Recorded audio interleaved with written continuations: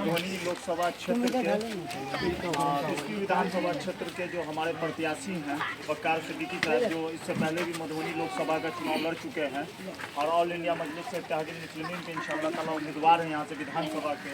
तो किसी परिचय के मोहताज है नहीं और मिथिला हम लोगों की खुशनसीबी है कि नौजवान हम लोगों के जो रहनुमा यहाँ होने जा रहे हैं, यहाँ आए हैं और ब्लाट के लोगों का भी तहे दिल से हम शुक्रिया अदा करते हैं और अपनी पार्टी के तरफ से शुक्रिया अदा करते हैं कि आज इतनी बड़ी संख्या में यहाँ लोग उपस्थित है। तो यही कहेंगे कि आगामी विधानसभा चुनाव है और इसको मद्देनजर रखते हुए जो हमारी हक हुकूक की लड़ाई लड़ती हो उस पार्टी को हम लोग सपोर्ट करें। हमेशा हम लोगों ने राजद को सपोर्ट किए और जेडीयू को सपोर्ट किया, मगर अगर कोई भी मुद्दा होता है सदन में या बिहार विधानसभा का सदन हो या लोकसभा का सदन हो, अगर लोकसभा में कोई आपकी आवाज़ को उठाते हैं तो उनका नाम है बैरिस्टर असदुद्दीन ओवैसी साहब, जो गरीब मजलूम और हक की आवाज़ को अगर कोई बुलंद करते तो उनका नाम असदुद्दीन ओवैसी साहब है। जिसका परिणाम हो एनआरसी मामला हो, वक्फ बोर्ड हो, हर एक मुद्दे पर मुसलमानों के बेझिझक होकर अगर किसी ने आवाज़ उठाते हैं तो उनका नाम असदुद्दीन ओवैसी है। वही हम लोग राजद को अपना मसीहा मानते हैं, मगर राजद के नेता एनआरसी मुद्दा हो या वक्फ बोर्ड बिल पे हो सब गायब हो जाते हैं और आपकी लड़ाई लड़ने नहीं आते। अभी बगल में वकार साहब 3 दिन के अभी पटना यात्रा पे थे, प्रदेश अध्यक्ष हम लोगों के आए हुए थे, जो शेर बिहार अख्तरुल इमाम साहब और राष्ट्रीय प्रवक्ता आदिल भाई आए हुए थे, इंजीनियर आफ्ताब साहब। उसके बावजूद इनको मालूम हुआ कल की एक घटना, यहाँ एक किसी माइनॉरिटी समाज के बच्चे को मार के फेंक दिया गया था। ये 3 बजे रात में आए, वहाँ से हमको फोन करके बोले हैं कि चलना उस बच्चे के परिवार से मिला। अभी हम लोग आए हैं, उस परिवार से मिले, मगर उस परिवार में हमने जहाँ तक सहायता होता है इनके तरफ से वकार साहब ने उनकी सहायता की है, मगर उन लोगों ने FIR नहीं किया है कि अगला हम लोग कोई कदम उठाएं। मगर फिर भी हम लोग DM साहब से मिलेंगे इंशाअल्लाह ताला इस मुद्दे को।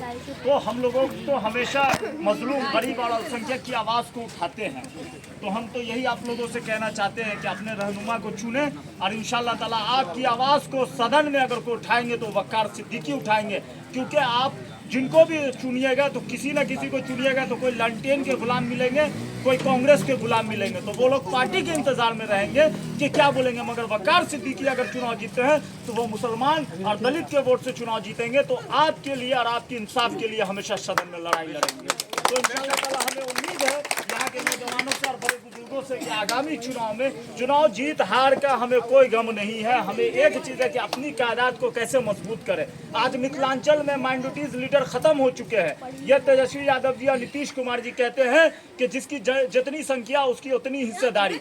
बताइए, लोकसभा में मुसलमान 18% है, कितना टिकट होना चाहिए? कितना टिकट होना चाहिए मुसलमानों को? 14 लोकसभा का टिकट होना चाहिए, मगर उसने दिया कितना? 2 लोकसभा का टिकट दिया। एक दिया जो हमारी पार्टी से चुनाव जीता हुआ भगौड़ा, जिसका नाम शाहनवाज है, जिसके फादर को लोग जानते थे कि सीमांचल के गांधी जिनको कहते थे, मरहूम तस्नीमुद्दीन साहब के लड़का, हमारी पार्टी का जीता हुआ वो भाग गया। उसका तो इंसाफ जनता करेगी और अल्लाह के यहाँ भी उसका इंसाफ होगा कि अपने लोगों को धोखा दिया।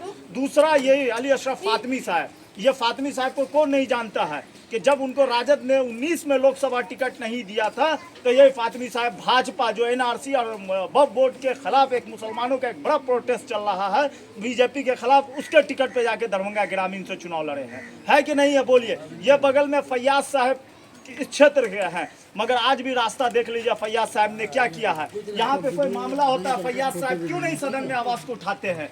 फैयाज साहब क्यों नहीं राज्यसभा में आवाज़ को उठाते? अस्तुआ एक यहाँ पे स्कूल बन रहा था, असरतु स्कूल बन रहा था, वहाँ फैयाज साहब न उनके बेटा जो भावी विधायक के कैंडिडेट है, किसी ने आवाज़ नहीं उठाया। आवाज़ उठाए तो वकार सिद्दीकी आवाज़ उठाए, आवाज़ उठाए तो वकार सिद्दीकी साहब आदिल साहब को लेके आए और DM साहब SP साहब से कंटिन्यू मिल रहे हैं। ये इनके बच्चे इसमें आगे नहीं पढ़ेंगे, हमारे और आपके बच्चे इसमें पढ़ेंगे। तो इसकी लड़ाई जो लड़ रहा है हक वोट का उसी को है। तो इंशाअल्लाह ताला मैं आप लोगों से अपील यही करूंगा कि इनके लिए दुआ कीजिए और इनको अपने वोट से एक कीमती वोट से विजय बनाइए। इसी के साथ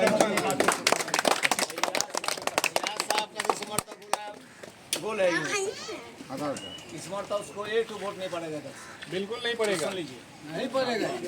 MIM में वोट देंगे, उन्हीं को जिताएंगे। जो हमारे हक की लड़ाई उनको वोट देंगे। वोट खराब है, मधु राय जो है राबिस गिराया है, लेकिन वो नहीं गिराया। जो हमारी बात सदन में किया है उसको वोट देंगे, चाहे जो मुद्दे पे हो सदन में कौन बात किया, अब हम अवैसी साहब बात किए, वोट उनको देंगे। पूरी तफसील में मुस्लिम जो का बात हमारे कोई नहीं किया, कौन किया, अवैसी साहब किया, वोट उसको देंगे। इंशाअल्लाह ताला अब हम लोगों के बीच में अब हम लोगों के बीच में जो हम लोगों के नेता हैं वकार सिद्दीकी साहब अपनी बात को रखेंगे, बड़ी मजबूती से रखेंगे इंशाअल्लाह। मेरा नाम वकार सिद्दीकी है और पार्टी ने मुझे 2024 लोकसभा का उम्मीदवार भी मधुबनी से बनाया। आप अक्सर भाषण में सुनते हैं कि हमारे नेता बैरिस्टर सफदुद्दीन ओवैसी साहब हर भाषण में अपने स्पीच में एक जुमला कहते हैं कि नौजवानों हम आपको लीडर बनाने हैं। हम भी आपकी तरह जो है कभी राजद के, कांग्रेस के जो भी लोग आते थे तो इसी तरीके से सामने से सुनते थे, लेकिन वहाँ से उठा करके आज लोकसभा जैसी पार्टी के टिकट, लोकसभा जैसे पद का पर हमको चुनाव लड़वाएं, ये बहुत बड़ी बात है। पार्टी के कदना से कार्यकर्ता को लोकसभा का टिकट देना कोई छोटी बात नहीं है।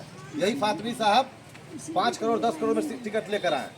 जब लालू जी ने इनको 2019 में टिकट नहीं दिया तो मायावती से लड़ने चले गए।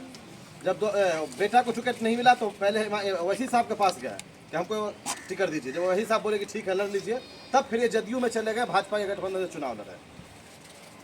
हम आपके बीच सिर्फ यही बात कहने आए कि 2024 लोकसभा में भी हम लोगों से कहते रहे कि आप हार जीत अल्लाह के हाथ में, आप 25,000, 50,000, 1 लाख, 2 लाख, 4 लाख जो वोट आप दीजिए, ताकि 2000 किलोमीटर दूर बैरिस्टर सफदुद्दीन ओवैसी साहब देखें तो उनको लगे कि जिसकी लड़ाई हम सदन में लड़ते हैं, कम से कम 2000 किलोमीटर दूर मधुबनी से भी हमारे साथ इतने लोग खड़े हैं। भाई लोकतंत्र में जो है वो वोट की ताकत होती है। जब तक वोट की ताकत को आप पहचानिएगा नहीं, आपको अपनी हिस्सेदारी नहीं मिलेगी। जिस अमौर विधानसभा से हमारे राष्ट्रीय प्रदेश अध्यक्ष अख्तरुल इमान साहब जीत के आते हैं, वहाँ से 35 साल लगातार जलील मस्तान साहब जो है कांग्रेस के एमएलए थे।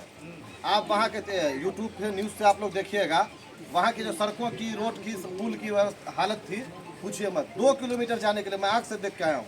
2 महीना वहाँ लोकसभा में चुनाव में रहा हूँ अख्तर साहब के। 2 किलोमीटर दूरी तय करने के लिए 40 किलोमीटर लोग को घूम के आना पड़ता था। आज वही अख्तरुल इमान साहब 260 करोड़ रुपए की पुल की लागत, 260 करोड़ रुपए की लागत से पुल का निर्माण किया। और एक नहीं 3 पुल वहाँ, रसेली, खारी घाट और एक और जो पुल है, 3 पुल का निर्माण वहाँ किया। तो लोग बोलते हैं कि बोलने से क्या होगा, एक एमएलए जीत के 2 एमएलए जीत के जाइएगा तो क्या होगा।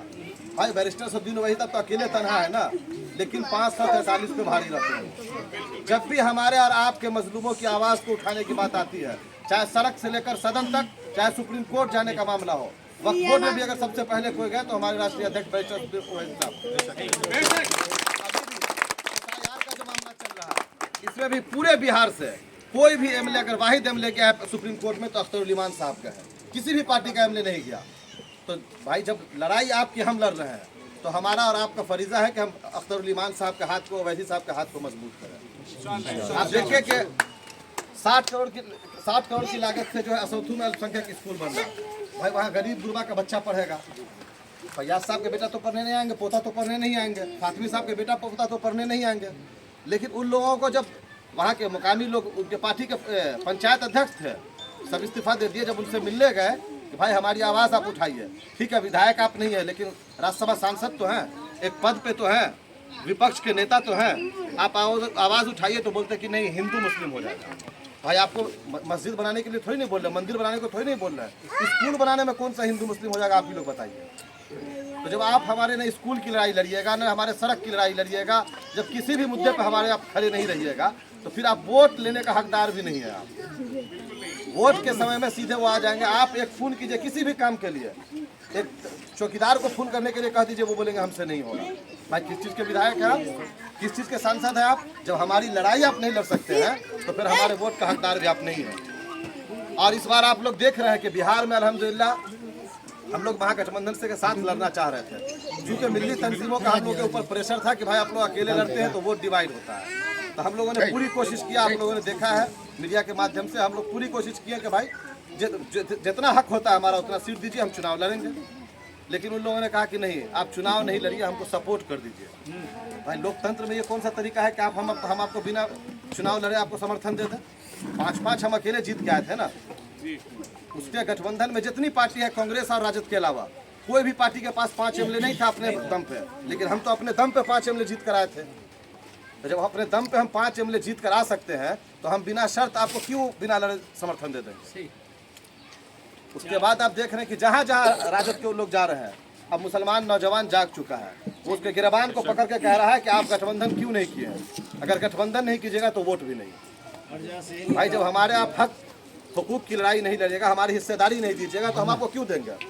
13% यादव है, यादव की पार्टी है, 2% सहनी है, सहनी की पार्टी है, कुशवाहा की पार्टी है, माझी की पार्टी है, लेकिन 18% जो सबसे बड़ी आबादी है उसकी कोई पार्टी नहीं है। जब कोई भी मामला हमारा होता है, आप फातिमी साहब के पास जाइए, फैयाज साहब के, किसी के पास भी जाइए, जागता सबूत आपको देते हैं कि मरहूम मौलाना इसारुल हक कासिमी साहब किशनगंज से MP थे।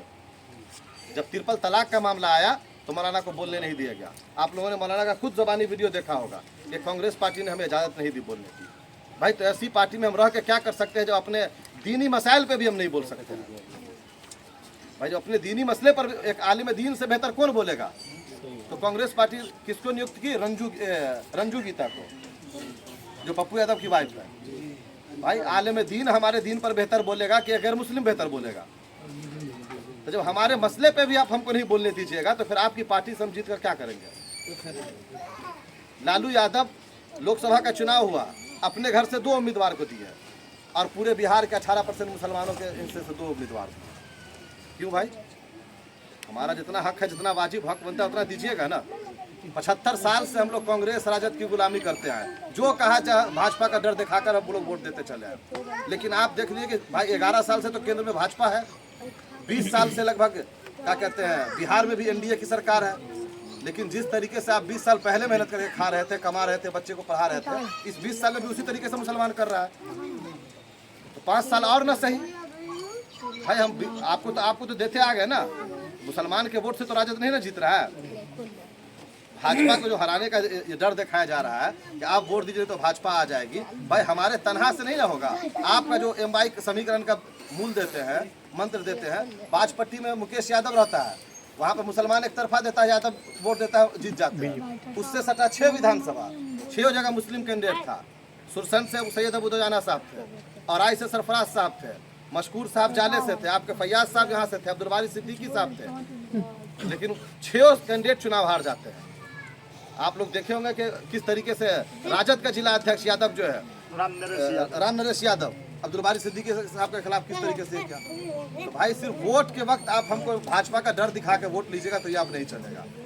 अब हमको अपनी हिस्सेदारी चाहिए, अधिकार जो मेरा दीजिए। आपको हिस्सेदारी देना पड़ेगा। आपके पूरे बिस्फी में एक भी डिग्री कॉलेज नहीं, क्यों नहीं है भाई। सरकार का जबकि ये योजना है कि हर ब्लॉक में 1 डिग्री कॉलेज होगा, हमारी आपकी बेटी बहन दरभंगा मधुबनी क्यों जाएगी, हमारे घर में क्यों नहीं पढ़ेगी। तो आप 10 साल तो भैया साहब को हम लोग वोट दिए, एक भी काम गिना दीजिए जो किया हो ऐसा काम। जो भाई रोड सड़क नाला तो जो आएगा वो बनाएगा। रोड नाला सड़क तो कोई भी आएगा तो उसको बनाना ही है, चाहे भाजपा आए, जदयू आए, कांग्रेस आए, कोई भी आए। ये काम कोई काम नहीं है। आपने स्कूल क्यों नहीं बनाया, कॉलेज क्यों नहीं बनाया, तो इनके मुंह में छुप्पी साथ जाती है। तो इसीलिए हम आप लोगों के बीच आए हैं कि 5 साल पे जो है वोट का हक अधिकार आता है। तो 5 साल के बाद ये फिर से अधिकार हम लोगों को मिल रहा है। नवंबर में इंशाल्लाह चुनाव होगा, तो आप लोग एक बार फिर से सोचिए और ओवैसी साहब के हाथ को मजबूत कीजिए। हार और जीत अल्लाह के हाथ में है। मुत्तहिद होकर अगर हम लोग वोट देंगे तो इंशाल्लाह जीत